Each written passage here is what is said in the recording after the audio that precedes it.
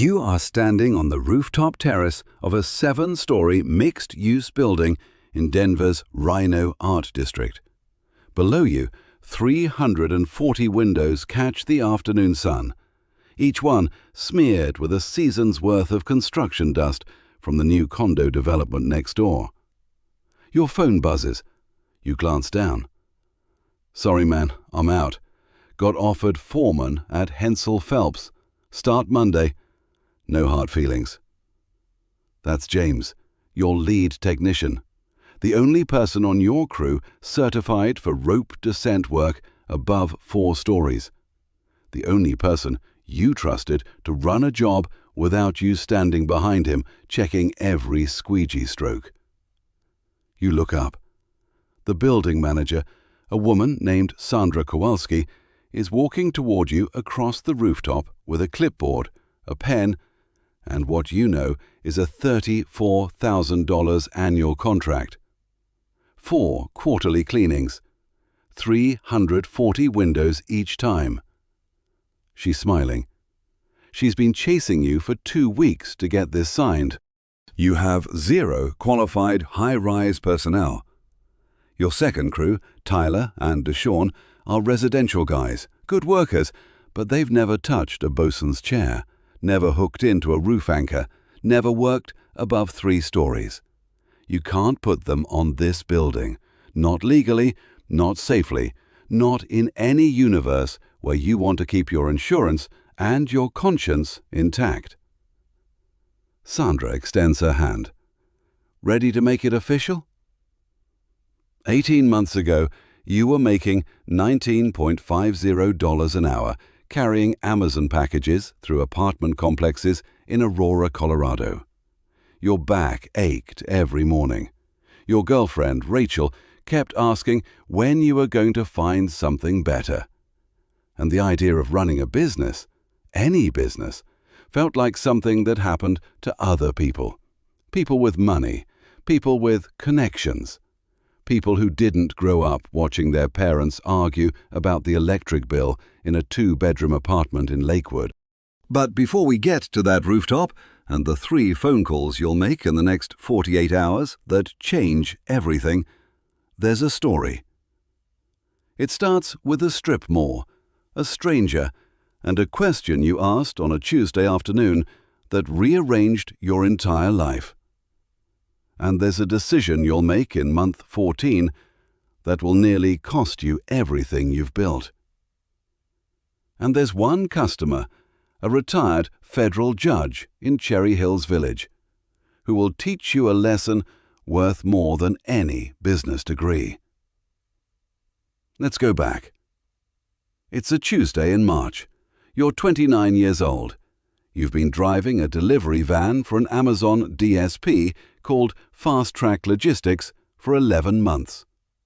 The job pays $19.50 an hour, 40 hours a week guaranteed, and you take every overtime shift they'll give you because $780 a week before taxes is not enough. Not in Denver. Not in 2025. You and Rachel live in a studio apartment on East Colfax in Aurora. It's 480 square feet. The kitchen is a strip of countertop between the bathroom door and the window. The bedroom is the same room as the living room. The rent is $1,340 a month, which felt manageable when you signed the lease, and impossible 3 months later when Rachel's car needed a new transmission, and you put $2,200 on a credit card with a 24.9% APR. That card is now at $3,100, with minimum payments barely covering the interest. Before Amazon, you worked at a Best Buy in Lakewood for 2 years. Before that, a warehouse for an auto parts distributor. You have a high school diploma and 16 credits at Red Rocks Community College that you abandoned when the tuition money ran out. You're not dumb, you're just broke. And broke has a way of making smart people feel stupid. That Tuesday, you're delivering packages to a strip mall on South Broadway. There's a nail salon, a Subway, a tax preparer, and a vape shop. While you're stacking boxes on a dolly, you notice a guy on a ladder cleaning the windows of the nail salon. He's got a bucket, a squeegee, and what looks like zero stress on his face. He's whistling. Literally whistling. You can't remember the last time you whistled. You don't know why you say anything. Maybe it's because your lower back is throbbing and you just hauled a 40-pound dog food box up 2 flights of stairs for the 3rd time this week. Maybe it's because this guy looks happy doing manual labor, which seems like a paradox after 11 months of Amazon proving the opposite. "Hey man, is that a good gig?" He looks down from the ladder, mid-40s, sunburned, Carhartt jacket, Oakley sunglasses pushed up on his forehead. "Window cleaning? Best thing I ever did. Been at it 12 years. "You make good money?" He laughs, not a mean laugh, an honest one. "I make 75 to 100 an hour when I'm booked. And I'm booked 5 days a week, March through November." Something clicks in your brain. Not a light switch, more like a slow dimmer turning up. $75 to $100 an hour. You make $19.50. "What does it cost to get started?" He shrugs. "Couple $100 for basic equipment. Squeegee, scraper, bucket, pole, some solution. The real investment is learning how to do it without leaving streaks. That and showing up on time. Half the guys in this business can't do either." He hands you a business card. Clear Pane Window Services. Steve Durkin, owner-operator. 12 years of clean glass. That night, you sit on the futon in your studio apartment while Rachel watches a cooking show, and you Google how to start a window cleaning business. You read for 3 hours forum posts from guys making 6 figures cleaning glass in suburbs just like yours. YouTube tutorials on the fan technique versus straight pulls. Equipment reviews comparing Ettore versus Unga versus Mormon. Pricing guides showing what people charge per pane in every major US market. A Reddit thread where someone writes, "Window cleaning is the best kept secret in service businesses. Low startup cost, high margins, recurring revenue, and nobody wants to do it themselves." You can't sleep. Your brain keeps doing math. If that guy Steve on Broadway makes $75 an hour and works 6 hours a day, that's $450 a day. 5 days a week, $2,250 a week. $9,000 a month. Even if you cut that in half because you're a beginner with no clients and no reputation, it's still more than double what Amazon pays you. You order your first squeegee on Amazon that night. An Ettore Master Brass Channel, 12 inches, $8.47. You select 1-day shipping because for once, spending $6 extra on delivery feels like an investment instead of a waste. Your startup kit arrives over the next 5 days. Here's what you buy, and you keep every receipt in a manila folder that Rachel labels business in her careful handwriting. Ettore Master Squeegee Channel, 12-inch, $8.47. Ettore Rubber Replacement Blades, pack of 12, $14.99. Unga Ergotech Scraper with Replacement Blades, $11.50. 2 microfiber towels, pack of 6, $9.99. A 5-gallon bucket from Home Depot, $4.98. Glass Gleam 4 Window Cleaning Concentrate, 1 gallon, $18.75. An Unger OptiLock telescoping pole, 8 feet, $44.99. 100 Vistaprint business cards, crystal clear window cleaning, free estimates, call or text, $29.99. A roll of blue painter's tape for marking completed panes, $6.49. Drop cloths, 2-pack, $12.99. A cheap tool belt from Harbor Freight to hold your squeegee, scraper and towels while on a ladder, $13.99. A magnetic phone mount for the car so you can follow GPS between jobs, $11.99. Total, $189.12, plus tax, shipping, and a $50 filing fee to register your business name with the Colorado Secretary of State. You're in for $247.83. You practice on your own apartment windows first, or 4 of them. The first attempt is embarrassing. Streaks everywhere. The rubber drags unevenly, leaving trails that catch the light like snail tracks. You watch a YouTube video by a guy named Luke the Window Cleaner, who explains that 90% of streaks come from dirty rubber, not bad technique. You peel the protective film off your new rubber that you didn't realize was there. You try again. Better. Not perfect, but better. You practice on your building's lobby windows after midnight when nobody's around. 8 big glass panels flanking the entrance. You bring a headlamp. The building manager catches you on the 3rd night and asks what you're doing. You explain. He says, "If you clean the lobby windows once a week, I'll knock $50 off your rent." Your first client. Sort of. You tell Rachel you're going to try this on the side. She's skeptical but supportive in the way Rachel always is. She doesn't argue, she just sets a boundary.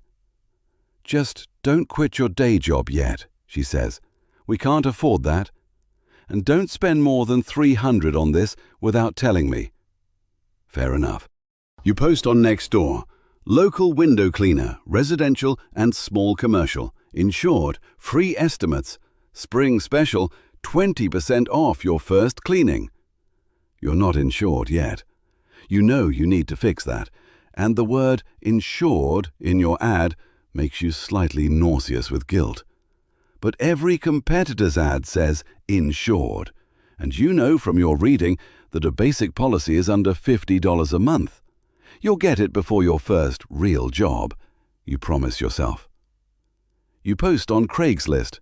You post in 3 Facebook community groups for Aurora, Centennial, and Englewood.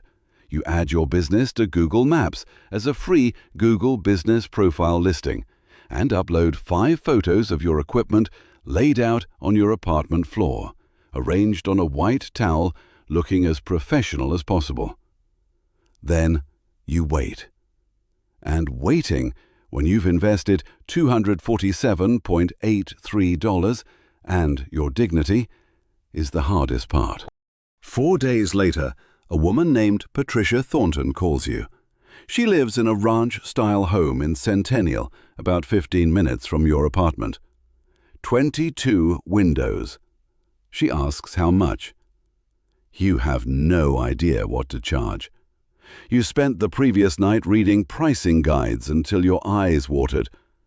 Residential window cleaning in the Denver metro runs $4 to $8 per pane, depending on size, accessibility, and whether you're cleaning inside and out. You decide on $5 per pane, inside and out. It's the low end, but you're a nobody with 0 reviews. Low price is the only advantage you have. That'd be $110 for all 22 windows, inside and outside. Takes about 2 to 3 hours. Sounds fair. Can you come Saturday? Before Saturday, you buy the insurance. Next, insurance. Online application, 20 minutes. General liability policy, $500,000 coverage, $47 per month. You screenshot the certificate and email it to yourself so you can show clients if they ask. The guilt about the insured claim evaporates. Saturday morning, you show up at Patricia's house at 8 a.m. You're nervous. You've cleaned maybe 50 panes total in your life, all of them your own or your building manager's. Patricia's house has a mix of single-hung windows, a sliding glass door, 3 casement windows in the kitchen, and 1 oversized picture window in the living room that's at least 5 feet wide. The first hour goes well. You develop a rhythm. Wet the glass with your strip washer. Scrub the edges where dirt collects in the channels.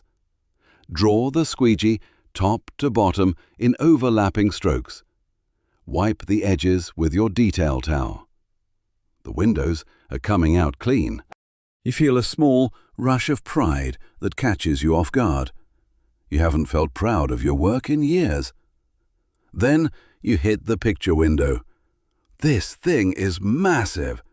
Your 12-inch squeegee covers maybe a third of it per stroke. You try to do long, horizontal pulls across the full width, but your rubber catches on the dry glass at the edge and leaves a visible line. You go over it again. Now there's a smear. You try wiping it with your towel, which distributes the residue into a thin haze that's somehow worse than what you started with. Patricia walks into the living room. "How's it going?" You smile with your teeth. "Great! Almost done." She looks at the picture window. She doesn't say anything, but you see her eyes track the streak near the bottom corner. She's too polite to mention it, which is almost worse than if she'd said something. You finish the remaining windows and come back to the picture window. This time, you wet the entire surface heavily, work your scraper across any stuck-on debris, and use overlapping vertical strokes with firm, consistent pressure, wiping your blade on your towel between each pass. The streak disappears. The glass is flawless. You can see the backyard through it like it's not even there. Patricia hands you $110 in cash. She tips you $20. "You did a nice job. I'll call you again in the fall." You sit in your Honda Civic in her driveway and do the math. $130 for 2 hours and 40 minutes of work. That's $48.46 an hour. After a few dollars in solution, gas, and the prorated daily cost of your insurance, call it $44, more than double your Amazon rate. Your hands are a little shaky, not from the work, from the realization that this might actually work. Over the next 4 weeks, you pick up 7 more residential jobs through Nextdoor and Google. A split level in Englewood, $160. A townhouse in Littleton, $85. A 2-story colonial in Highlands Ranch, $210. A condo on the 6th floor with interior-only windows, $95. Each job teaches you something. You learn that storm windows have 2 layers of glass and take twice as long because you have to remove the storm panel, clean behind it, clean the storm panel itself, and reinstall it without cracking the ancient glazing putty. You learn that French pane windows, the ones with 6 or 8 small divided panes in a grid pattern, are nightmarish at $5 per pane because each tiny pane takes almost as long as a full-size window. You start charging $3 per French pane on top of regular pricing. You learn that hard water stains from sprinkler systems don't come off with regular cleaning solution. You need a dedicated hard water remover like BioClean or Barkeeper's Friend. And treating a single window with heavy mineral deposits can take 20 minutes of careful scrubbing with fine steel wool. You learn about the sun. At Denver's 5,280-foot altitude, direct sunlight is intense and dries your solution on the glass in seconds, leaving residue that's worse than what you started with. You start timing your jobs so you're always working on the shaded side of the house, chasing the shadow as the sun moves east to west. Early morning and late afternoon become your preferred working hours. The noon slot is for lunch, estimates, and admin. You learn about dogs.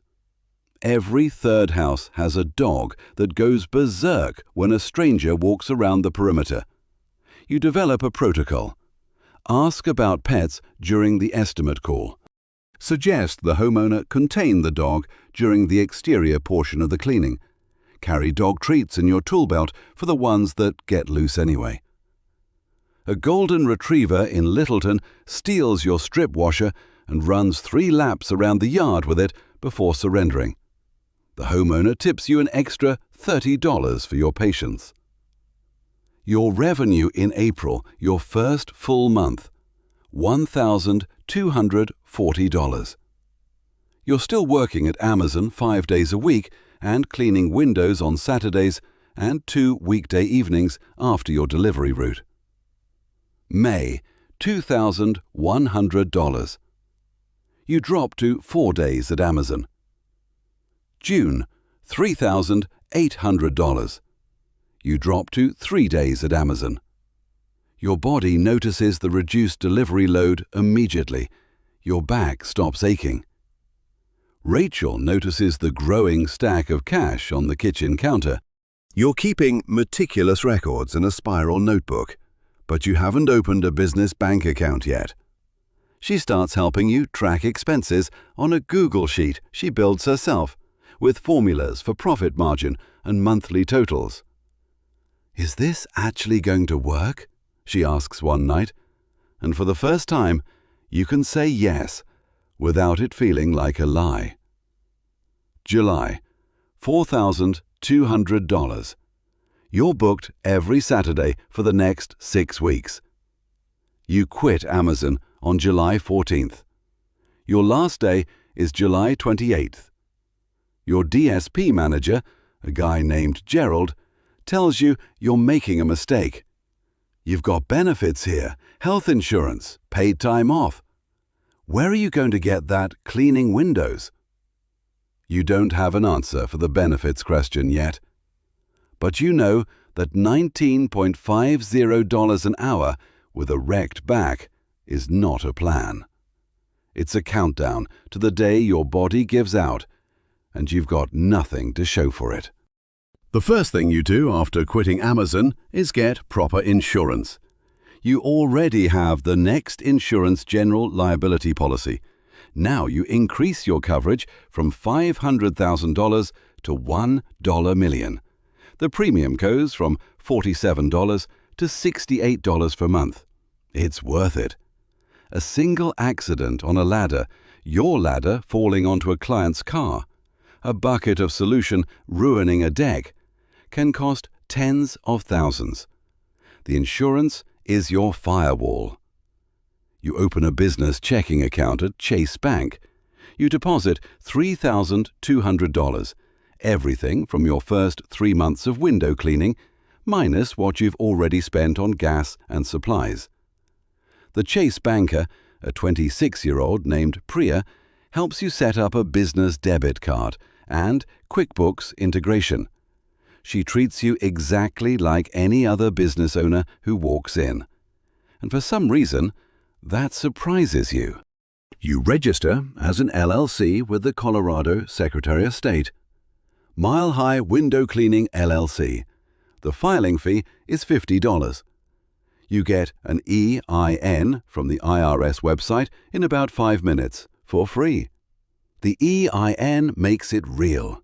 It's a number that means you exist in the eyes of the federal government as something other than an employee.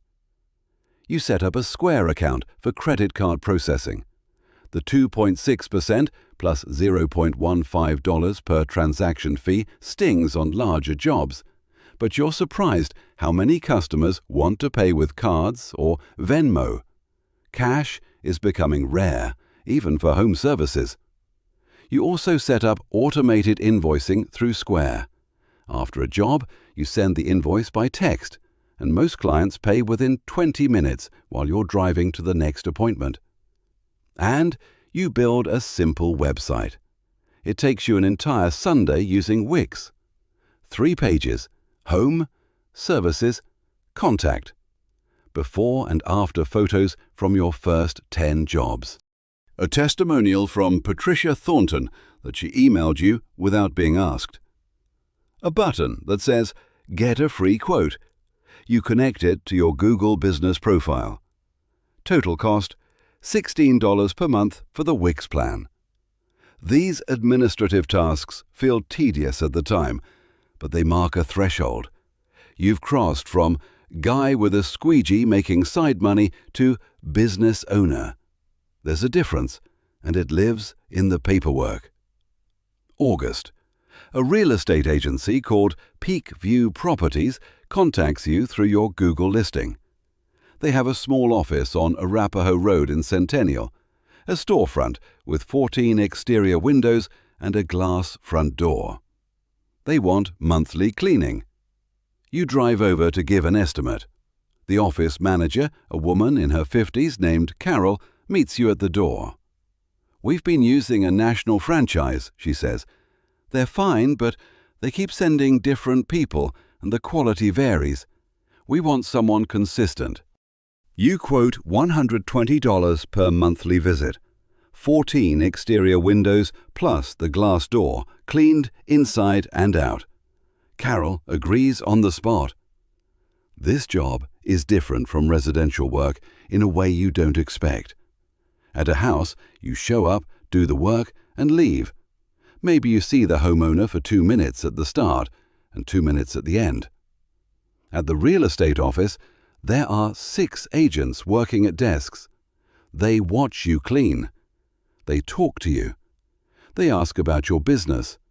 They tell you about houses they're listing that might need curb appeal services. Within 2 months, 3 of those agents have referred you to homeowners who are preparing houses for sale. Pre-listing window cleaning becomes an unexpected niche. Real estate agents love you because clean windows make listing photos look better, and they can recommend you to their clients as part of their Get Your House Ready to Sell package. The agents don't charge for the referral, they just want their listings to look good. Peak View Properties becomes your gateway to 12 residential jobs in the first 3 months. The commercial account itself generates $1,440 per year. The referrals it spawns generate roughly $6,000 per year. You start calling on other real estate offices. You visit 7 of them in person over 2 weeks, leaving business cards and a 1-page flyer. 2 become monthly clients. The rest say they'll keep you in mind. 4 months later, one of them calls. Commercial clients are different from residential clients. They don't compare you to their husband's brother-in-law who offered to do it for free. They don't hover. They don't ask you to also clean the ceiling fan while you're up on the ladder. They pay by check or ACH on net 30 terms, which means you wait 30 days for the money, but you never have to chase it. Commercial clients treat window cleaning as a business expense, not a personal indulgence, and business expenses are recurring. September, you get a call from a homeowner in Cherry Hills Village. If you don't know Denver's geography, Cherry Hills Village is where the money lives. Median home price, $2.7 million. Tree-lined streets, houses set back behind gates and hedges. The kind of neighborhood where every car in every driveway costs more than your apartment's annual rent. The homeowner's name is Robert Winters. He's a retired federal judge. His house has 68 windows, 3 stories, including a sunroom with 14 floor-to-ceiling panels, and a conservatory on the east side with specialty leaded glass that you immediately know not to touch. You drive out to give an estimate. The house takes your breath away. Slate roof, stone facade, a circular driveway with a fountain. You walk the perimeter, counting windows, and your stomach sinks a little with each one. 68 is a lot. But you quote your standard rate. 68 windows, inside and outside. At $5 per pane, that's $340. Judge Winters nods. Fine. When can you start? You schedule it for the following Tuesday. You show up at 7:30 a.m. with every piece of equipment you own, packed into the Honda Civic so tightly that the passenger seat is buried under poles and towels. It takes you 9 hours. 9 hours. By yourself. 3 stories means your 8-foot pole isn't enough for the top floor. You need a ladder. And you only own a 6-foot step ladder, which barely gets you to the 2nd-story windows. For the 3rd floor, you end up borrowing a 24-foot extension ladder from a landscaper working next door. He lets you use it for $20 cash. It's heavy, aluminum, awkward, and every time you move it to the next window, you burn 5 minutes repositioning and re-leveling it on the uneven lawn. The sunroom is its own nightmare. 14 floor-to-ceiling panels, each one 6 feet tall. The interior side has delicate wood trim that you have to tape off to avoid dripping solution on the finish. The exterior side faces a koi pond, and you spend 20 minutes figuring out how to position your ladder without crushing the ornamental grasses around it or stepping on the pond's limestone border. By 4:30 p.m., you're done.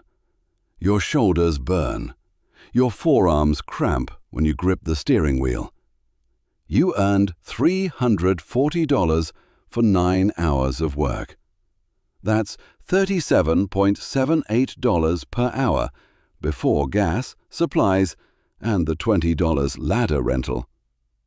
Call it $35 net. Less than your best residential jobs. Significantly less. On the drive home, you do the real math. For a 3-story house of that size, with that level of access difficulty, you should have charged $7 to $10 per pane. That's $476 to $680. You left at least $140 on the table, possibly $340. And you lost a full day that could have been 2 or 3 smaller, faster jobs earning $200 to $300 each. That night, you sit at your kitchen table and build a real pricing sheet. Tier 1. Standard single-story windows, $5 per pane inside and out. Tier 2. 2-story or hard-to-access windows requiring an extension ladder, $7 per pane. Tier 3. 3-story, skylights, specialty glass, or anything requiring extra equipment or unusual risk, $9 to $12 per pane. French panes, $3 each. Hard water stain treatment, $8 to $15 per pane, depending on severity. Screen cleaning, $3 per screen. Track and sill cleaning, included in standard service. You also add a minimum job charge of $75. No more driving 20 minutes to clean 6 windows for $30. This pricing sheet becomes your Bible. You laminate it at FedEx for $2.49 and keep it in the van. 2 weeks after that first Cherry Hills Village job, Judge Winters calls again. Young man, I want to hire you quarterly, 4 times a year, but I want to discuss your pricing. Your stomach drops. Here it comes. he's going to negotiate you down. Retired judges probably negotiate everything. They spent careers dissecting arguments. You're about to get cross-examined on your rate card. "I thought your price was too low," he says. You nearly drop the phone. "I've had window cleaners before. The last company charged me $575. You charged me $340. That tells me one of two things. Either you're cutting corners, or you don't value your own work. I watched you through the sunroom windows for most of the day. You're not cutting corners. So you need to charge more." He pauses. A man who underprices himself attracts the wrong customers. The people who hire you for $340 will complain about $340. The people who hire you for $600 will respect your time, pay without arguing, and refer you to their neighbors. Price yourself for the clients you want, not the clients you're afraid to lose. You've never heard business advice that clear from anyone, let alone a stranger on the phone, let alone a retired federal judge who has nothing to gain by educating you. You adjust Judge Winter's quarterly rate to $575. He agrees without blinking. Over the next 3 years, Robert Winters becomes your most reliable account and an unofficial mentor. He refers you to 4 of his neighbors in Cherry Hills Village, and every single one of them pays your new premium rates without negotiation. The combined annual value of the Judge Winters referral network? $8,400. The lesson lands hard. You're not selling clean windows. You're selling trust, reliability, and the assurance that a professional will treat their home with care. That's worth more than $5 a pane. October, you've been full-time for 3 months. Your phone rings constantly. You're booked 2 weeks out. You're turning down 2 to 3 jobs per week because you physically cannot get to them all. Each turned-down job represents $150 to $300 in revenue you'll never see again, because those customers are calling someone else. And once they find someone they like, they won't call you back. Revenue in September, $7,200. Revenue in October, on pace for $8,500. But you're working 6 days a week, 8 to 10 hours a day, and you're exhausted. Your shoulders ache constantly. Your right wrist develops a tendinitis flare from repetitive squeegee motion. A burning, grinding sensation in the tendons that gets worse with each passing week. Rachel sees you icing your wrist every night and says you look 10 years older than when you started. You need help.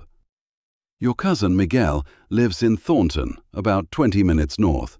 He's 24, works at a tire shop for $16 an hour, and has been complaining about his job for months. You offer him $18 an hour to come work with you. Miguel's first day is a disaster and a revelation. The disaster? He leaves streaks on every third window, holds the squeegee at the wrong angle, and accidentally knocks over a potted plant on a client's porch, scattering potting soil across the welcome mat. The revelation? Even with his mistakes, having a second person doubles your speed on the jobs he can handle.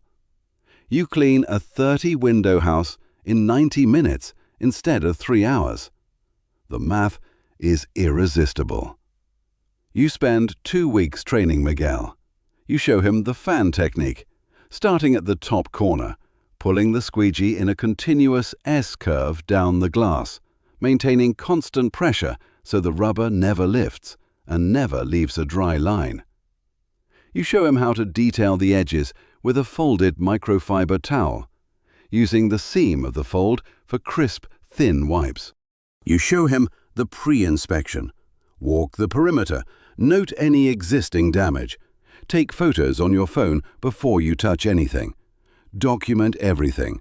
Your phone's photo library becomes 90% pictures of other people's windows. By November, Miguel is competent. Not fast, not artistic, but competent. Clean glass, no streaks, no damage. That's the bar, and he clears it. Revenue in November, $9,400. With Miguel's wages, $18 per hour, roughly $2,880 per month, your take-home drops slightly, but you're working 5 days instead of 6, finishing by 4 p.m. instead of 7, and your wrist has stopped hurting. You buy a used Ford Transit Connect for $14,500 from a dealer in Arvada. It's a 2019 model with 68,000 miles and a cargo area large enough for all your equipment plus a stepladder. You spend $1,200 on a partial vehicle wrap, your company name, phone number, and a clean graphic of a squeegee on a gleaming window. White van, blue and silver lettering. It looks professional. More professional than you feel, honestly, but that's the point. Every red light becomes a billboard. Every parking lot becomes a marketing opportunity. Within 2 weeks of getting the wrap, you receive 3 calls from people who saw the van while driving. One of them becomes a recurring quarterly client worth $720 a year. December in Denver. The temperature drops to single digits. Snow blankets the Front Range, and your phone stops ringing. This is the seasonal cliff that nobody warned you about. Not a gentle slope, a cliff. Residential customers don't want their windows cleaned when it's 15 degrees outside. They don't want strangers tracking snow through their houses. They don't want to open windows to let you clean the interior side when the wind chill is -7. Revenue in December, $3,100. That's less than half of October's number. Miguel is down to 3 days a week, and some weeks only 2. You're burning through savings at $1,200 per month just on fixed costs. Insurance, vehicle payment, phone, website. You scramble. You reach out to your commercial accounts, the real estate office, a dental clinic you picked up in November, a boutique hotel on Colfax, and offer a 15% discount for off-season cleanings. 2 of them take you up on it. That helps, but it's not enough. Then you see an ad on Facebook from a company in Fort Collins that does holiday light installation. They're charging $500 to $2,000 per house to hang Christmas lights, and they're booked through December 20th. An idea forms. You already own ladders, extension poles, and a van. You know how to work safely at height. You know the neighborhoods. You know which houses have money. You text 6 of your residential clients. Holiday light installation now available. We hang, maintain, and remove after the season. $400, $800 depending on roofline length and complexity. 3 say yes within hours. Your first light installation takes 5 hours and earns you $550. The materials cost, lights, clips, extension cords, timers, is $120 that you pass through to the client at cost. You net $430 for the labor. The work is satisfying in a different way than windows. It's creative. You're designing patterns, choosing where to accent architectural features, figuring out power routing and timer programming. By December 20th, you've installed lights on 11 houses. Revenue from lights alone, $6,400. Combined with window cleaning, December finishes at $9,500. Not your best month, but survivable. more than survivable. More importantly, you've discovered something. Seasonal diversification isn't optional in Denver. It's survival. You make a note in your phone. Next year, start marketing holiday lights in September. January of your second year. You're cleaning windows on a $900,000 home in Highlands Ranch. It's a newer construction, built in 2021, with large, dual-pane, low-E windows throughout. The homeowner, a software engineer named Kevin Park, is at work. His wife let you in before leaving for the gym. You're on the second floor, working on a bedroom window from the outside. You're using your scraper to remove a paint splatter left by a contractor, a common request in newer homes where builders leave construction debris on the glass. Your scraper blade catches something. You feel a tiny vibration through the handle, and then you hear it. A sound like ice cracking under a boot. A spider web fracture radiates from the bottom corner of the window. The crack spreads about 14 inches across the glass. You stand on the ladder, staring at it, and your stomach fills with ice water. The glass was defective. You can see now that there was a stress fracture already present at the corner, a hairline imperfection in the tempered glass that was invisible until your scraper applied just enough lateral pressure to release it. This is a known issue with certain batches of tempered glass. Manufacturers call it a nickel sulfide inclusion, a microscopic impurity that causes spontaneous fracture. But that doesn't matter. You were the one holding the tool when the window broke. The homeowner is going to see a crack and a window cleaner, and the conclusion writes itself. You photograph the damage from multiple angles. You photograph the pre-existing stress mark at the origin point, a tiny half-moon divot in the glass edge. You call Kevin Park immediately and explain what happened. You don't make excuses. You don't blame the glass manufacturer. You say, "A window cracked while I was working on it, and I'm going to make it right." Kevin is angry. Not screaming angry, but cold angry, the worst kind. "That window was fine before you got here. I want it replaced." The replacement quote comes back at $2,800. It's a custom-ordered, low-E, argon-filled dual-pane unit with a specific tint to match the rest of the house. The lead time is 10 days, plus installation by a glazier. You file a claim with your next insurance policy. Your deductible is $1,000. Insurance covers $1,800. You pay $1,000 out of pocket, which empties your emergency fund. The real cost is worse than the money.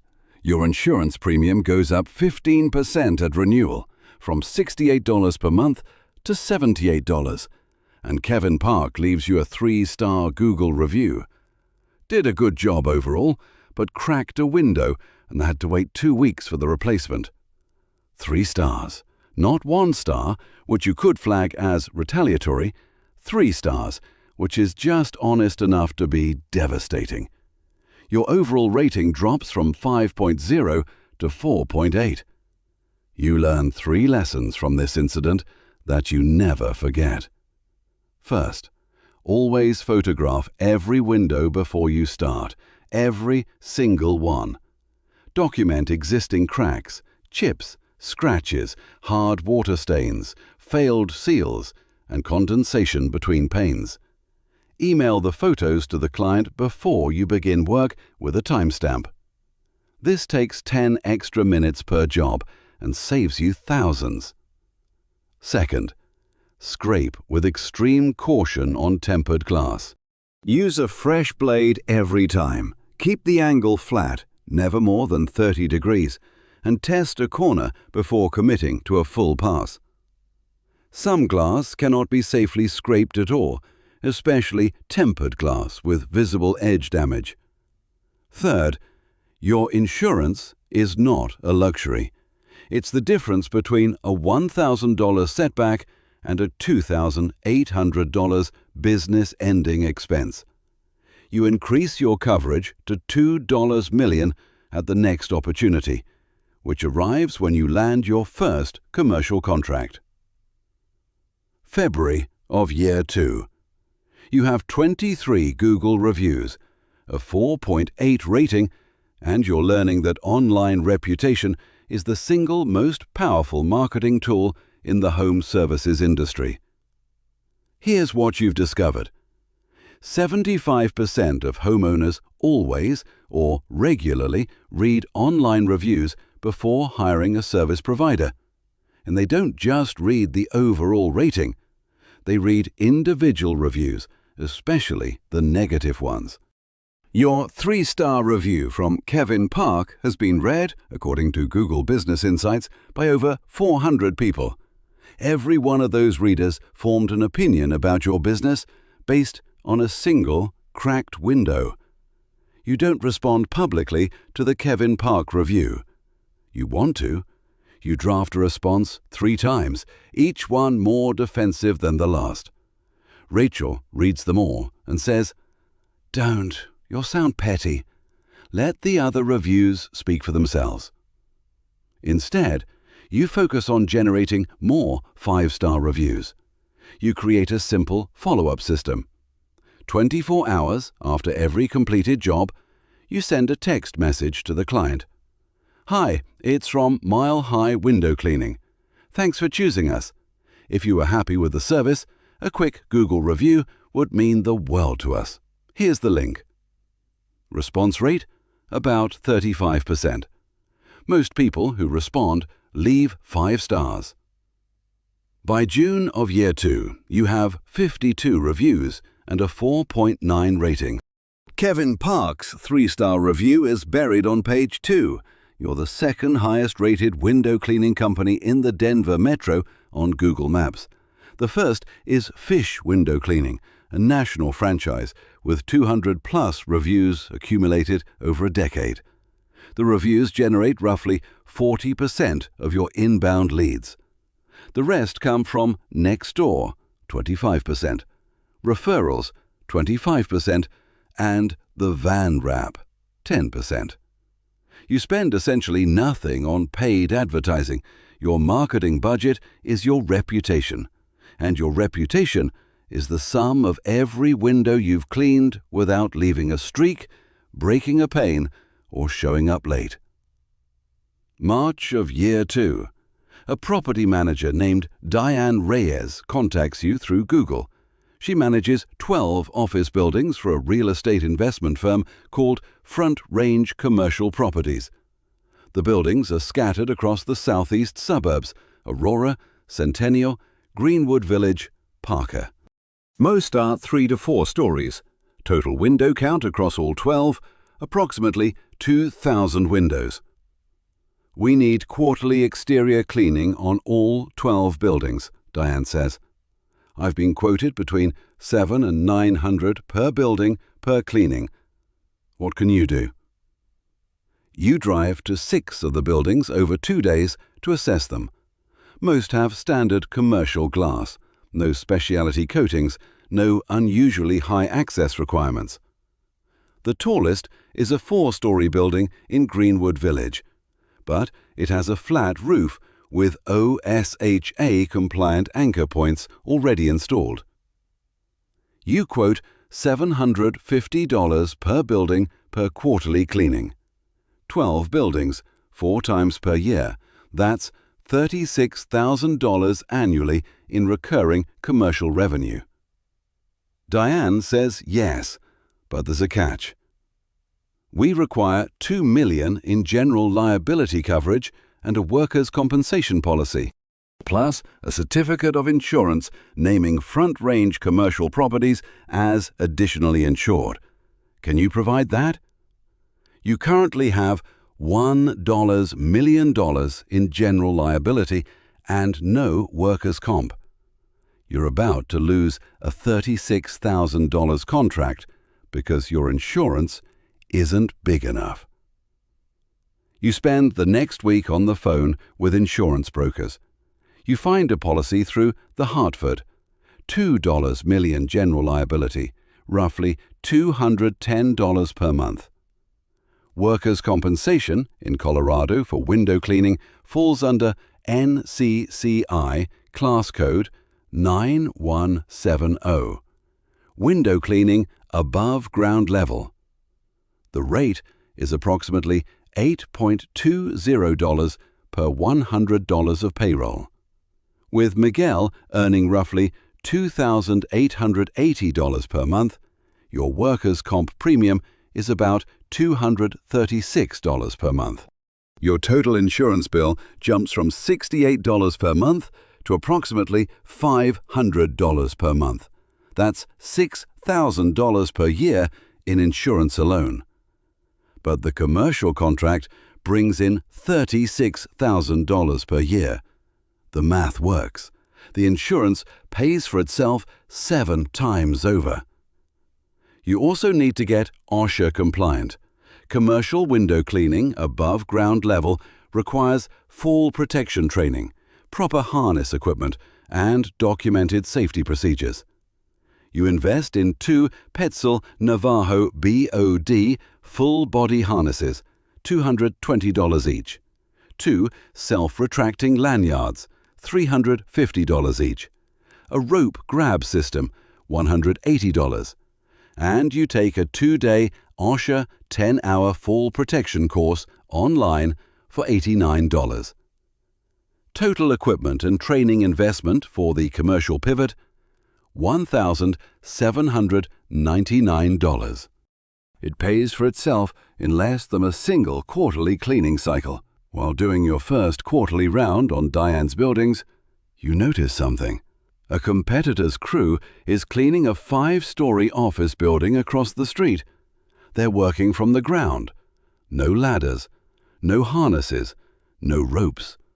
They're using what looks like a telescoping carbon fiber pole, maybe 50 feet long, with a brush head on top connected to a hose. Pure water flows through the brush, scrubs the glass, and rinses clean without squeegeeing. You watch them for 20 minutes from the parking lot of Diane's building, leaning against your van like a guy on a stakeout. They're moving fast.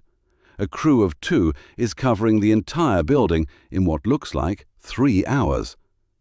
No setup time for ladders, no time spent climbing and repositioning, no fall risk. Just 2 guys on the ground, poles in the air, water flowing. That night, you research water-fed pole systems. The concept is simple and elegant. Tap water runs through a reverse osmosis and deionization filtration system that strips out all dissolved minerals. The resulting pure water has 0 total dissolved solids, 0 TDS. When this water hits the glass and evaporates, it leaves nothing behind.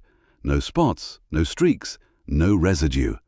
The brush agitates the dirt. The pure water rinses it away, and the glass dries crystal clear. The equipment is not cheap. A Tucker 3-stage RO/DI filtration system, $2,800. A Tucker Alpha 60-foot carbon fiber pole, $1,200. A 100-gallon tank with 12-volt pump for the van, $650. Hose, fittings, quick connects, flow controller, $150. Total, $4,800. You hesitate. That's a lot of money. But Rachel does the calculation again, the same one she did that convinced you to buy the first system. The pole eliminates roughly 160 hours of ladder work per year on your commercial contracts alone. At $65 per hour, that's $10,400 in recovered productivity. The pole system pays for itself in under 6 months. You order it the next day. The learning curve is 3 weeks of frustration. The pole feels unwieldy at first. 60 feet of carbon fiber extended to full length flexes like a fishing rod in the wind, and Denver's afternoon gusts make precision work above 4 stories genuinely difficult. You break your first brush head in 2 days by pressing too hard against a window frame. The water flow is tricky to calibrate. Too much and you're wasting water and creating ground puddles that building managers complain about. Too little and the brush doesn't rinse properly, leaving spots. But by week 4, you're faster with the pole than you ever were with ladders. And safer. And your insurance agent sends you a note saying your premium qualifies for a 7% discount because you've reduced your ladder-dependent work by more than 40%. The real breakthrough comes when you realize you can now bid on buildings your competitors won't touch. 4- and 5-story structures that are too tall for standard extension ladders, but too short to justify expensive suspended scaffolding or boom lifts. This is a dead zone in the market. Too high for casual operators, too low for the big companies with aerial platforms. And you're now one of the few outfits in the Denver metro that can service it efficiently from the ground. August of year 2. A residential client in Lone Tree asks if you do pressure washing. You don't, but you say, "Let me get back to you on that." You research. A good pressure washing setup, a £3,000 per square inch gas-powered unit, a surface cleaner attachment for flat surfaces, 50 feet of high-pressure hose, a downstream chemical injector for soft wash applications, nozzle tips from 0 to 40 degrees, and a commercial-grade soft wash pump for delicate surfaces like vinyl siding and stucco. Costs about $4,200. The margins on pressure washing are even better than window cleaning. A standard driveway and sidewalk cleaning in the Denver suburbs runs $200 to $400, depending on square footage. A full house exterior soft wash runs $300 to $600. The work takes 2 to 4 hours per job, and the consumables, cleaning solution, fuel for the pressure washer, cost maybe $15 to $25 per job. More importantly, pressure washing is a natural upsell to your existing window cleaning clients. You're already at their house. You already have their trust. While we're here, want us to do the driveway and patio? Turns a $200 window job into a $500 combination package with minimal additional drive time. You buy the equipment.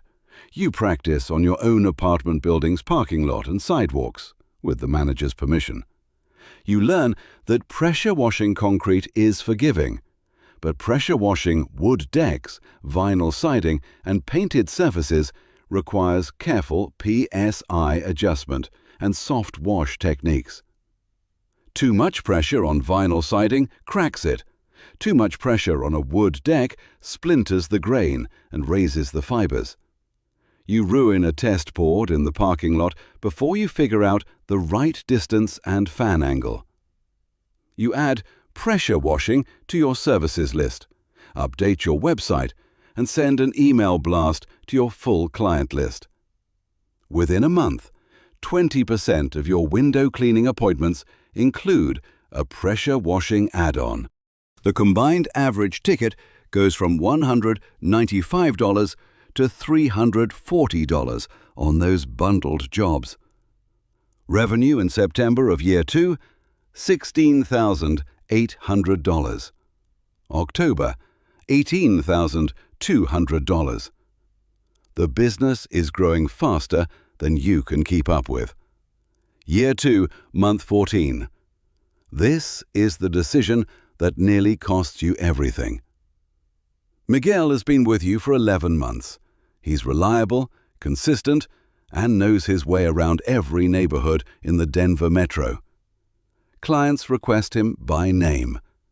He knows which houses have dogs, which driveways to avoid parking on, which clients want their screens cleaned, and which ones don't want you to touch them. He's become part of the business's identity. He's also been getting recruitment calls. An HVAC company in Broomfield offers Miguel a position as an installation technician. $24 per hour plus health insurance, dental, vision, and 2 weeks paid vacation. You're paying him $18 per hour with no benefits. You can't match it. Not yet. Your margins are healthy, but you're reinvesting everything into equipment, insurance, and marketing. There's no room for a benefits package for 2 people. Miguel comes to you on a Wednesday morning before the first job. "Hey man, I love working with you, but I need health insurance. Maria's pregnant. The baby's coming in March." You try to counter. $20 per hour. It's the most you can offer without cutting into the cash reserve you need for seasonal survival. "It's not just the money," Miguel says. He looks genuinely pained. "It's the benefits. The HVAC place has a 401k match. Dental, the whole thing." Miguel gives you 2 weeks' notice. You hug him and tell him you understand. And you do understand. A baby changes the math. Benefits aren't a perk when you've got a newborn. They're a necessity. For the next 3 weeks, you and Tyler run every job as a 2-man crew. You're back to working 6 days a week, 10 hours a day. Your wrist tendinitis returns. You fall behind on the commercial contracts. Diane Reyes from Front Range sends a politely worded but unmistakable email. "The quarterly cleaning at Building 7 was scheduled for last week. Can we confirm a reschedule?" You post on Craigslist, Indeed, and in a Denver window cleaning Facebook group. You interview 8 people in 5 days. 3 don't show up for the interview. 2 have 0 relevant experience and seem uninterested in learning. 1 has experience but fails a basic background check. 2 are promising. You hire both. James Porter, 31, ex-Marine. Quiet, disciplined. Shows up 10 minutes early for his interview with a notepad of questions about your safety protocols and your insurance coverage limits. And Deshaun Williams, 24, energetic, worked for a commercial cleaning company for 2 years, has experience with building exteriors, and knows what an OSHA harness looks like. James becomes your best hire ever. Within 2 months, he's your lead technician. He handles the commercial buildings with military precision, literally. He creates a pre-job checklist more detailed than yours, with equipment verification, weather assessment, and a client notification protocol. He arrives early, stays late, and never complains about a task. The lesson from losing Miguel burns into your operating philosophy.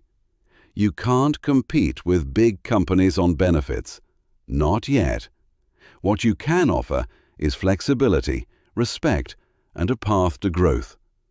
When you hire James at $20 per hour, you also tell him that once revenue hits $30,000 per month consistently, you'll implement a health insurance stipend. It's a promise you intend to keep. And you write it down in a 1-page team commitment letter that you give to every new hire. April 15th of year 2, tax day. You sit across a desk from a CPA named Howard Kim in an office on Havana Street in Aurora. Howard specializes in small businesses. His rate is $350 for annual tax preparation.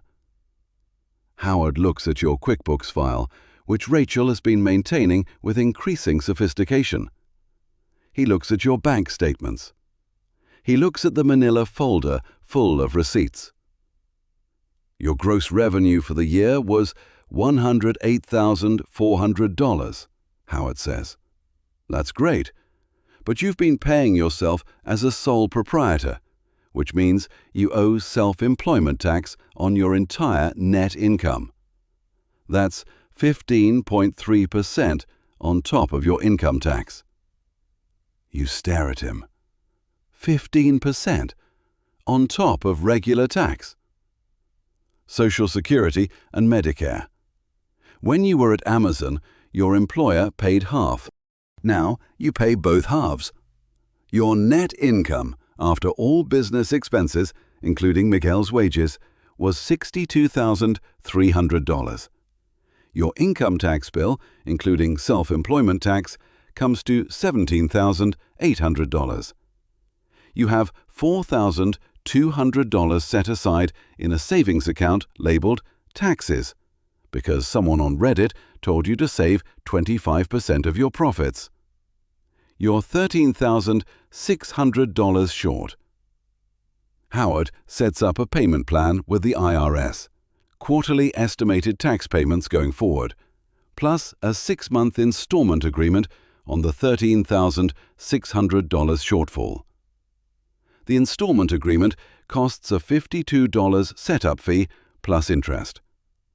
He also recommends you elect S-Corp taxation for your LLC.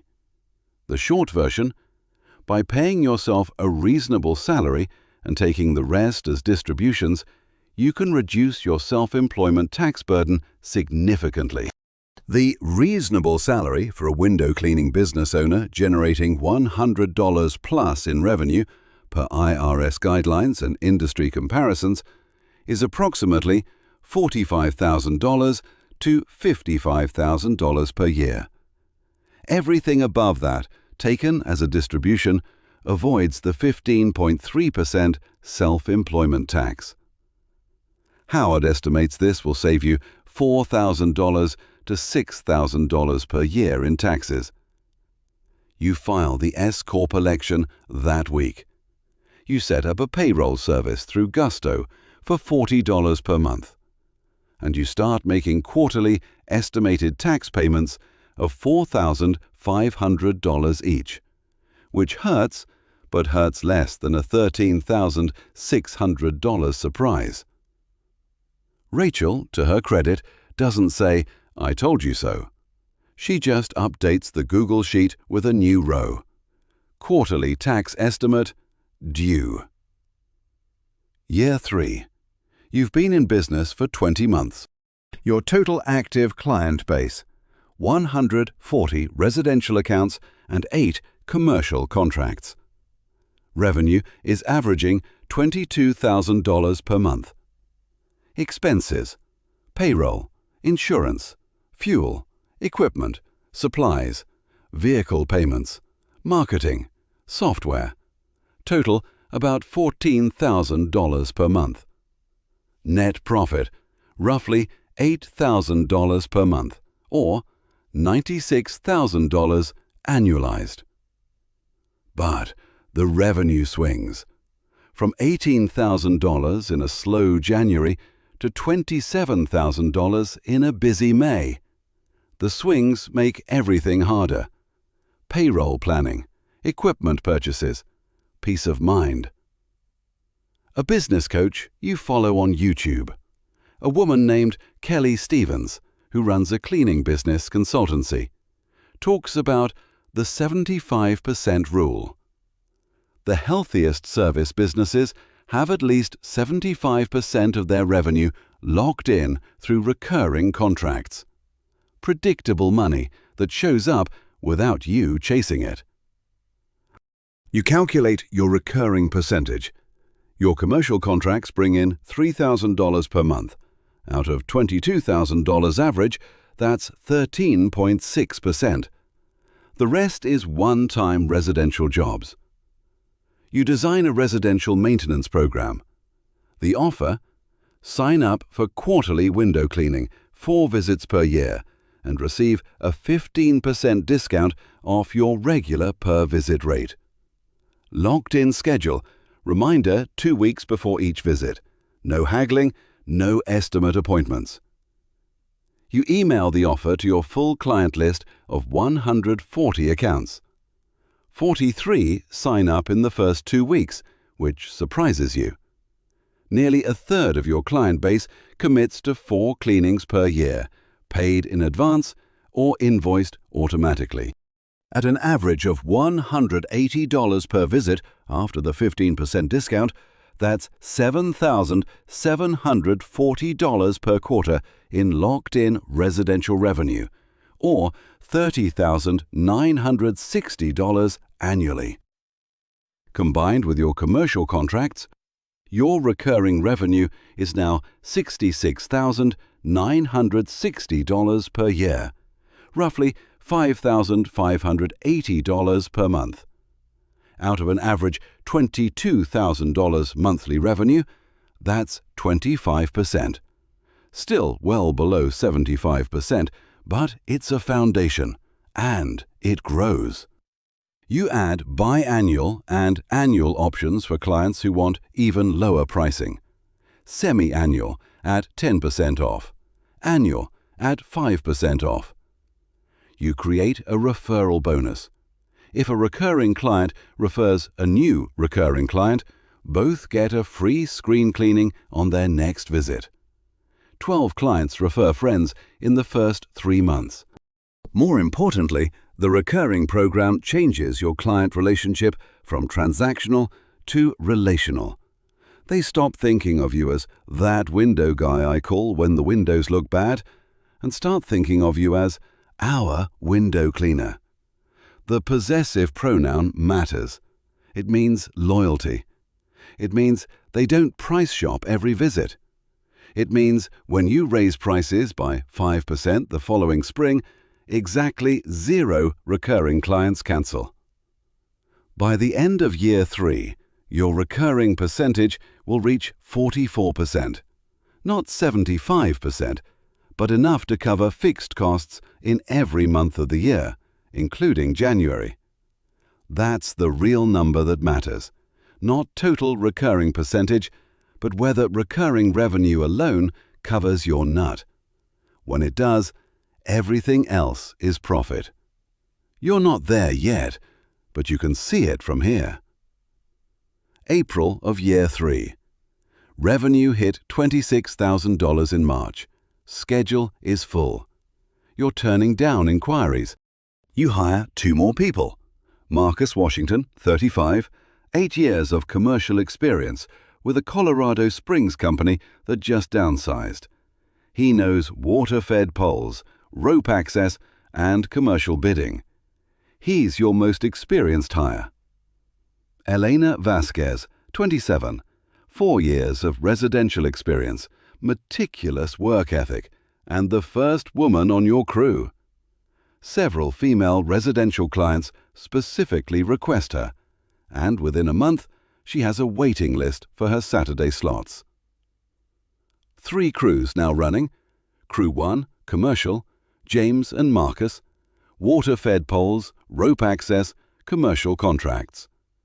Crew 2, residential premium, Elena and Tyler, high-end homes, detail work, Cherry Hills Village and Highlands Ranch.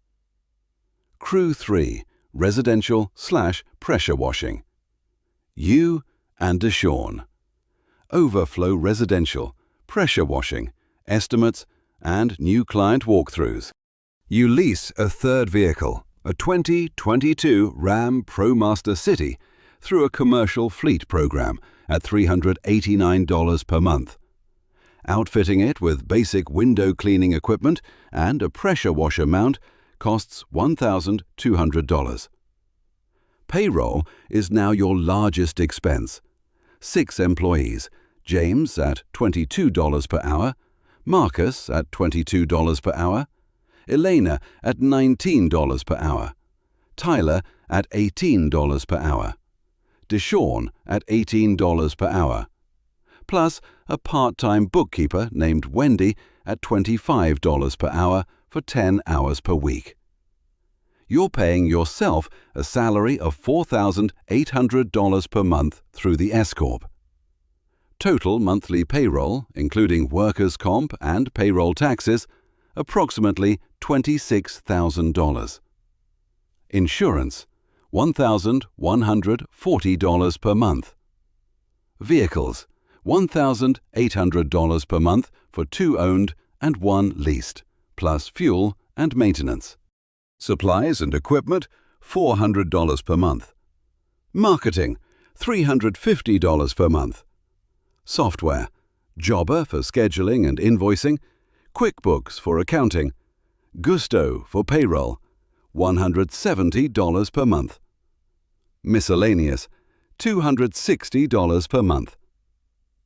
Total monthly expenses, approximately $30,120. To break even, you need $30,120 per month. You're doing $26,000 to $28,000 consistently. Some months you're operating at a loss. The business account drops from $14,000 to $8,000 in the first 6 weeks after hiring Marcus and Elena.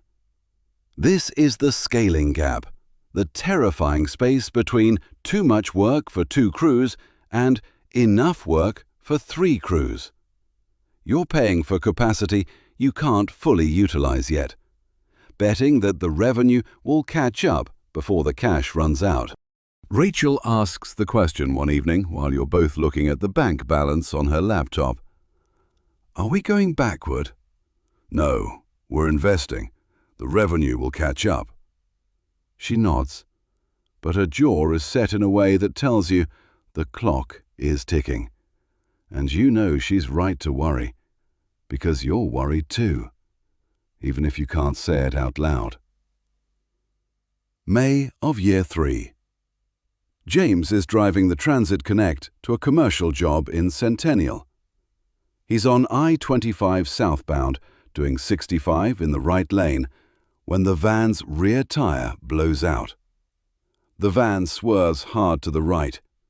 James controls it, marine training, steady hands, no panic, and pulls onto the shoulder safely. No collision, no injuries. But the blowout shreds the tire and damages the rear wheel well. The fender is bent inward and scraping the remaining tire. The tow costs $185. The tire replacement and wheel well repair, $620. The van is out of commission for 2 days while the body shop works on it. 2 days without your primary commercial vehicle means 2 days of rescheduled commercial appointments. You use the ProMaster City and Deshawn's personal pickup to cover what you can. But the commercial water-fed pole system, the Tucker filtration unit, the 100-gallon tank, the pump, lives in the Transit Connect. It takes 4 hours to transfer the system to the ProMaster, and it doesn't fit as well. You lose approximately $2,800 in rescheduled and cancelled revenue. Combined with the repair costs, the blowout costs you roughly $3,600 all in. That week, you buy a second Transit Connect, a 2017 model from a fleet auction in Commerce City, $9,800. Higher mileage, $94,000, but mechanically sound with a clean maintenance history.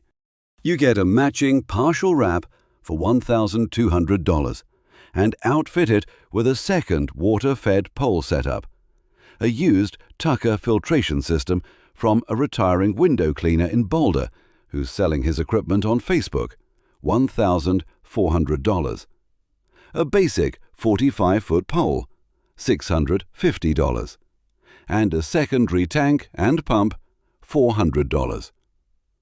Total investment in Vehicle 2, $13,450. It empties the business account down to $2,300, which is uncomfortably close to zero. But you now have redundancy. If one van goes down, the other can cover commercial routes, while the third vehicle handles residential. The business doesn't stop because of a tire. late May of Year 3. You sit down on a Sunday morning with a map of the Denver Metro, colored pushpins, and your full client list printed on 8 pages of paper. 182 residential accounts, 8 commercial contracts, scattered across 43 zip codes from Parker to Westminster, Golden to Aurora. You've been running your crews based on who's available and what job is next on the calendar. There's no geographic logic. On a typical day, James might drive from a commercial building in Centennial to one in Aurora. 25 minutes across town through construction traffic on I-225. Then back south to Greenwood Village. Elena might start in Highlands Ranch, drive north to Lakewood for a single job, then back south to Lone Tree. You calculate that your crews spend an average of 90 minutes per day driving between jobs. At roughly $0.70 per mile, the IRS standard mileage rate, with 3 vehicles averaging 40 miles of inter-job driving per day, you're spending about $80 per day just on driving. That's $1,600 per month in fuel and vehicle wear. More importantly, 90 minutes of driving is 90 minutes of not cleaning windows. At your average billing rate of $65 per hour, that's $97.50 per crew per day in lost productivity. Times 3 crews, $292.50 per day. Times 20 working days, $5,850 per month in unrealized revenue. Combined with fuel costs, $7,450 per month lost to inefficient routing. That's almost enough to cover an entire employee's wages. You reorganize everything. You divide the Denver Metro into 3 zones: South, Highlands Ranch, Lone Tree, Parker, Castle Rock, Littleton; Central, Centennial, Greenwood Village, Cherry Hills, Denver proper, Englewood; and North/West, Aurora, Thornton, Lakewood, Golden, Westminster. Each crew is assigned a primary zone. Commercial jobs are distributed so each crew handles the buildings in their zone. You switch from a basic paper calendar to Jobber's route optimization feature. The software calculates drive time between stops and reorders the schedule to minimize windshield time. It takes 2 hours to input all your client addresses and recurring schedules. But the result is immediate. Result: average daily driving time drops from 90 minutes to 45. Fuel costs drop 40%. Each crew gains nearly an hour of productive time per day. Over a month, that's 60 additional billable hours across all 3 crews, roughly $3,900 in recovered revenue. The route revolution, combined with the extra crew capacity, pushes May revenue to $31,400. June, $33,200. July, $35,800. The gap is closing. The bank account stabilizes, then grows. By July, it's back above $10,000. Rachel notices. She stops asking if you're going backward. November of Year 3. You've systematized the holiday light installation. Marketing starts in September with door hangers and email blasts. You've invested in a commercial-grade LED light inventory. $2,800 in warm white C9 bulbs, mini lights, and specialty icicle strands that you own and rent to clients as part of the installation package. The rental model changes everything. Instead of clients buying lights at Home Depot and handing them to you, you provide professional-grade lights from your own inventory.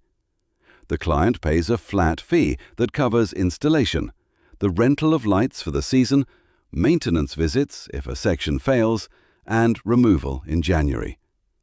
Pricing: $600 to $1,400 per house, depending on roofline length and complexity. Your cost per house: lights, depreciated over 3 seasons, $30 to $80 per house per year. Clips and cords, $15. Labor, 3 to 6 hours at your crew cost of approximately $20 per hour. Net margin, 55 to 65%. This year, 26 installations. Revenue, $18,200. January removal adds $3,300 more. Holiday lights turn your worst quarter into your second best. August of Year 3. This is where we started. Apex Urban Partners contacts you. They're developing a mixed-use building in Denver's Rhino Art District. 7 stories, ground floor retail, offices on floors 2 through 5, residential condos on 6 and 7. 340 windows of floor-to-ceiling commercial glass. They need quarterly exterior cleaning and want a dedicated crew every Tuesday through Thursday during service weeks. The contract value, $8,500 per quarterly cleaning, $34,000 per year. This would be your single largest account. It would push your annual commercial revenue above $70,000. It would establish you as a mid-rise commercial operator in the Denver market, opening doors to similar buildings that are going up all along the I-25 corridor. It's the difference between being a window cleaning company and being a building maintenance contractor. Sandra Kowalski, the building manager, invites you for a walkthrough. You drive there Thursday morning, park the wrapped Transit Connect in the visitor lot, take the elevator to the 7th floor, and step onto the rooftop terrace. The view hits you.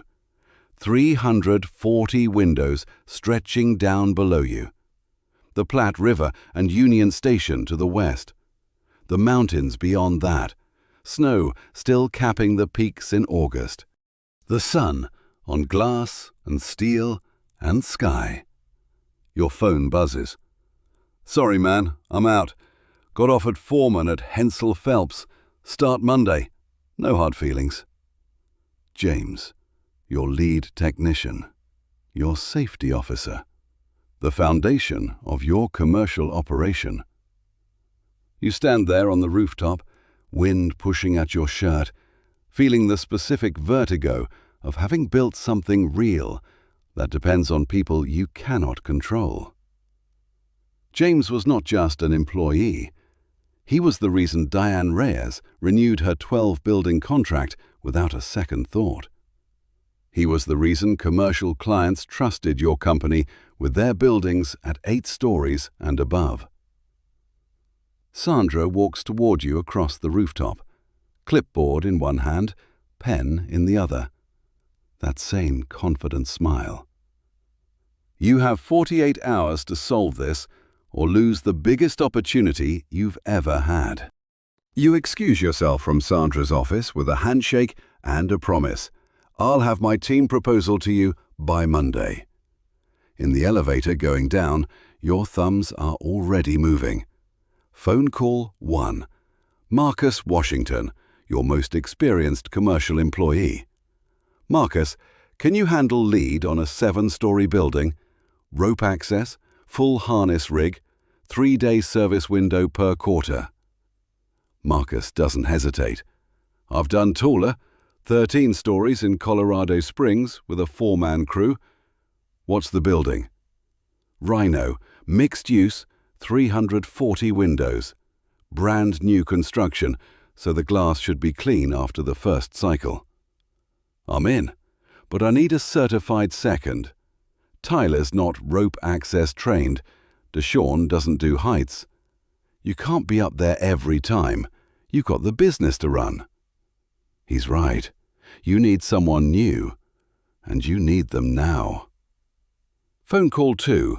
James. Not to convince him to stay, that ship has sailed, and you respect his decision, but to ask a question. James, do you know anybody looking for commercial window cleaning work? Experienced, certified, reliable. I'm not asking you to poach your new co-workers, just anyone you know in the trade. James pauses. You hear him thinking. My buddy Craig Nolan just left Shine Window Cleaning. They cut his route and dropped him to 3 days a week. He's got 5 years of commercial experience, SPRAT Rope Access certified, and he's actively looking for full-time. Can I have his number? I'll text it to you right now. Phone call 3. Craig Nolan. Craig is 33, lives in Arvada, and sounds exactly like the kind of person you need. Calm, experienced, and immediately available. You explain the opportunity. New building, high-profile client, steady work. You offer him $21 per hour, with a path to $23 after a 60-day evaluation. He asks about your safety protocols, your equipment quality, your insurance coverage. Good questions. The kind of questions James would have asked. I can start Monday, Craig says. Can you start Friday? I need you to do a walkthrough at the Rhino building with Marcus. Get a feel for the anchor points, the roof access, the window layout. I'll be there at 7 a.m. Friday morning. Marcus and Craig meet at the building. They spend 3 hours on the roof and rappelling down the east face, testing anchor points, measuring window dimensions, planning the service route from top to bottom. They call you at 10 a.m. Marcus says, "This is a clean building, good anchors, good access. We can do all 340 windows in 3 days, easy." Monday morning. You deliver your proposal to Sandra Kowalski. Crew of 2, Marcus and Craig, dedicated Tuesday through Thursday during service weeks. Full insurance documentation, including the $2 million general liability certificate, naming Apex Urban Partners as additionally insured. Safety protocols. Fall protection plan. References from your 8 existing commercial accounts, including a glowing email from Diane Reyes. Sandra reads the proposal page by page. She looks up. When can you start the first cleaning? Next week. She signs the contract. $34,000 per year.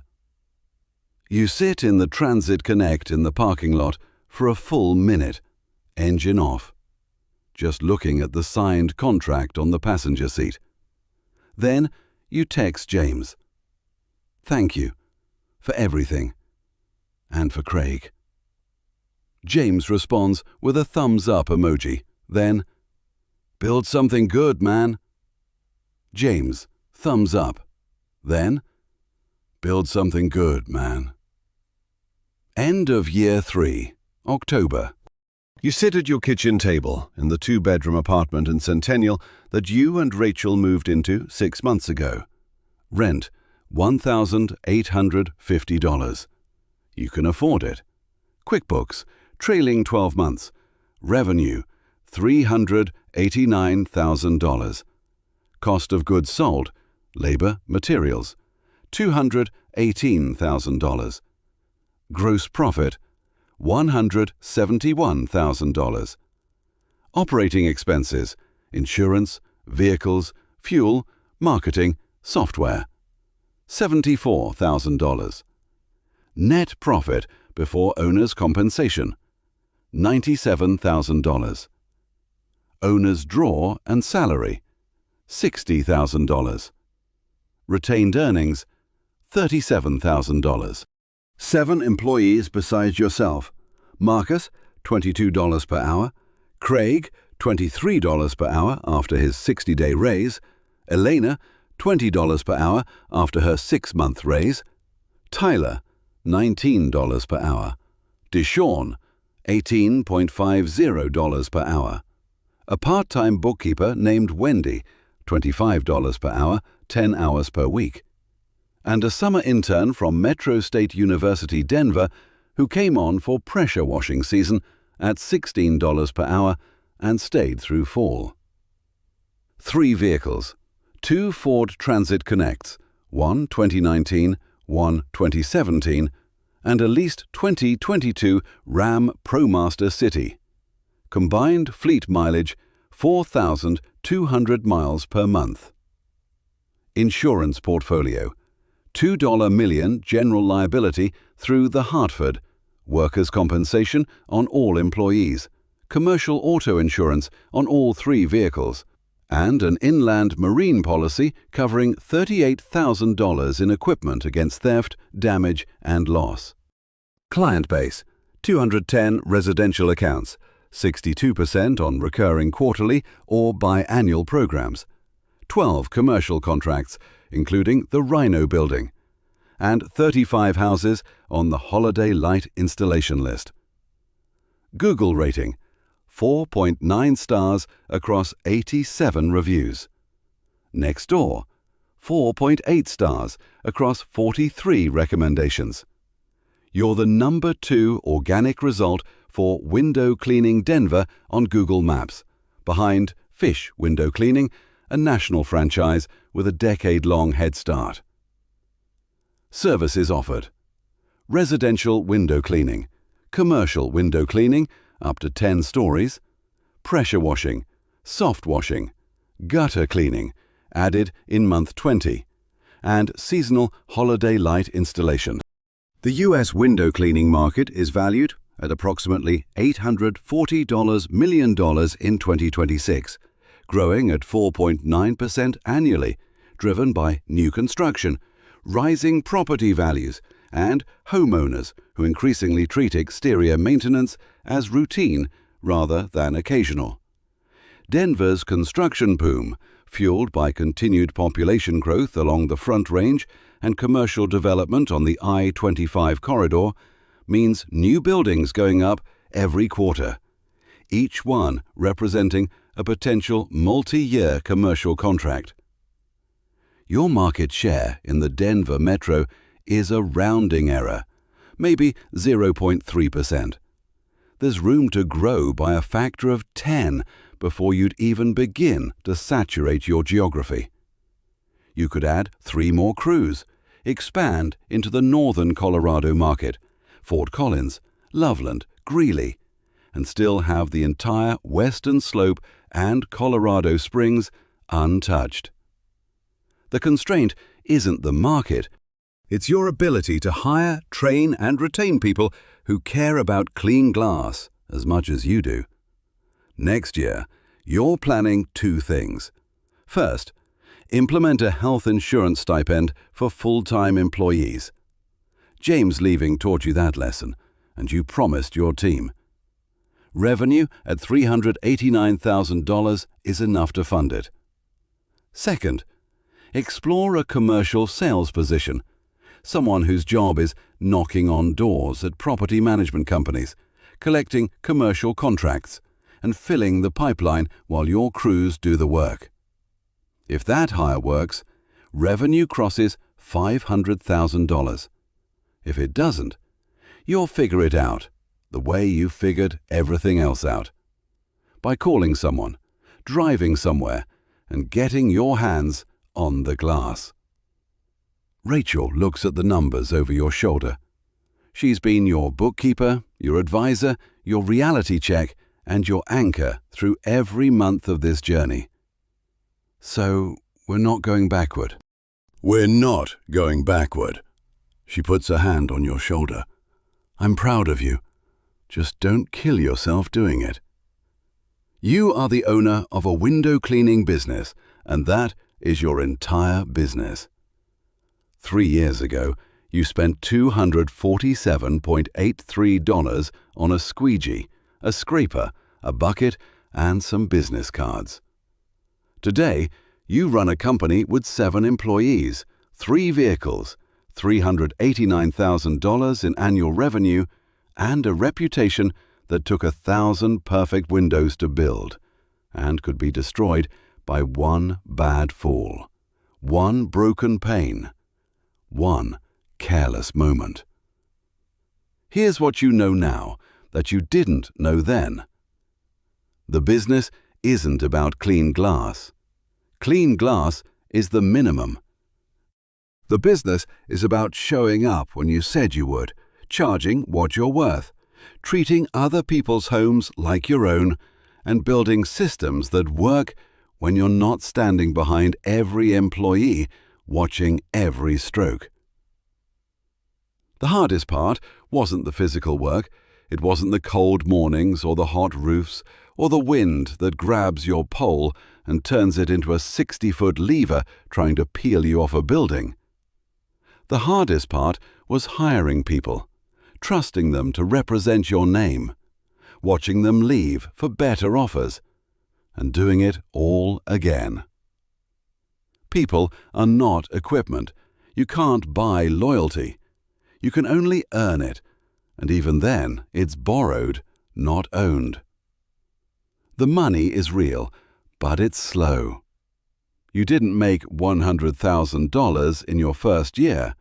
You made $42,000 in year one and worked harder than you ever worked at Amazon. The money showed up in year 2 and year 3, after the systems were built, after the reputation was established, after the commercial contracts started stacking. Patience isn't a virtue in this business, it's a survival skill. The seasonal problem never goes away, it just gets more manageable. Holiday lights helped. Pressure washing helped. Commercial contracts with quarterly schedules helped most of all. But every November, you still feel that cold draft of uncertainty. Will January be enough? It always has been so far. The pricing lesson from Judge Winters changed everything. You stopped competing on price and started competing on trust. The customers who pay $600 for a job are easier to work with than the ones who pay $300. They respect your time. They don't haggle. They refer their friends. The premium market is smaller but calmer, and calm has a dollar value that doesn't show up in QuickBooks. The insurance lesson from the broken window in Highlands Ranch saved your business at least twice more. Once when Deshawn's pressure washer nozzle kicked back and cracked a client's garage door window. Once when a gust of wind knocked your extension ladder into a parked BMW on a commercial job, denting the hood. Both claims were covered. Both would have been catastrophic without insurance. And the thing about $247.83, the number that started all of this, is that it was never really about the money. $248 was the price of the equipment. The real cost was the decision. The moment you decided to stop trading your time for $19.50 an hour and start trading it for something you built yourself. That decision cost you sleep, weekends, a healthy wrist, a good relationship with your cousin who left for HVAC, a year of eating rice and frozen vegetables to keep the business funded, and about 40 pounds of stress weight that you've only recently started running off at Washington Park on Sunday mornings. It also gave you a company with your name on 3 vans, a crew that shows up every morning because they believe in what you're building. A girlfriend who became a believer somewhere around month 18 when the numbers started proving what your gut already knew. And a view from a 7-story rooftop in Rhino where you can see the mountains and the skyline and the future all at once. Tomorrow morning, Marcus and Craig will be at the Rhino building at 7 a.m. Elena and Tyler will be in Highlands Ranch by 8. Deshawn will load the pressure washer and head to a restaurant parking lot in Cherry Creek. And you'll be at the kitchen table with a laptop and a stack of invoices, doing estimates, answering emails, and planning next quarter's schedule. Or maybe you'll grab a squeegee and go do a house. Because sometimes you miss it. The quiet rhythm of the rubber on the glass. The way a dirty window becomes transparent in a single stroke. The satisfaction of standing back and seeing your work, perfect and clear, framed in the morning light. You are the owner of a window cleaning business, and that is your entire business. And most days, that's more than enough.